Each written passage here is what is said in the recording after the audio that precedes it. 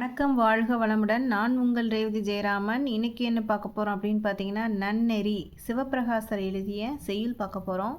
நட்பில் பிரியாமை நன்று, நீக்கம் அருமிருவர் நீங்கி புணர்ந்தாலும் நோக்கின் அவர் பெருமை நொய்தாகும் பூக்குழலாய் நெல்லின் உமி சிறிது நீங்கி பழமை போல் புல்லினும் திண்மை நிலை போம்.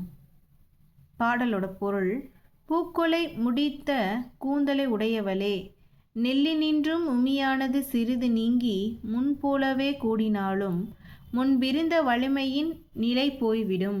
அதுபோல பிரிதலே இல்லாத நண்பர்கள் இருவர் இடையில் பிரிந்து மீண்டும் முன்போலவே கூடினாலும் நட்பின் பழைய வலிமை இருக்காது.